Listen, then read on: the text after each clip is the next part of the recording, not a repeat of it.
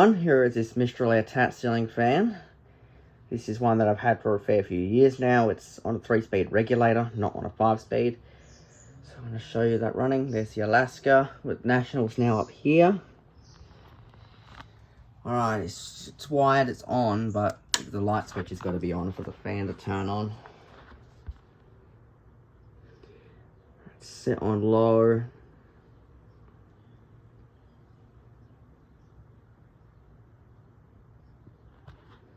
Fan's a little bit rusted, but not too bad now.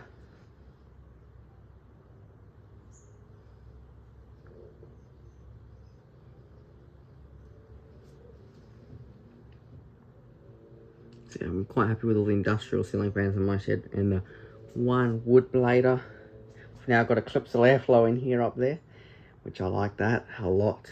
And they're gonna have put another DEMC down the end. There you go, that's its nice low speed. Move it to medium. It's a data controller, by the way. It's just in a Lucci fan faceplate, and the light switch mechanism is Lucci.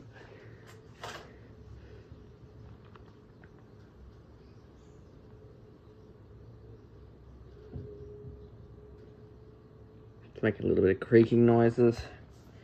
Gotta watch where I step, because I stepped on a screw before the video.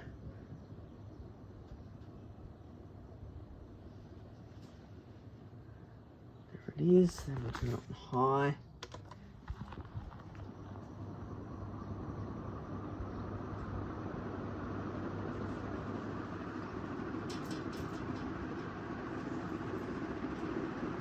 Not really going to show spin down in this video. See, it's nice and fast. Canopy's wobbling, vibrating. Puts out really good airflow. Very nice.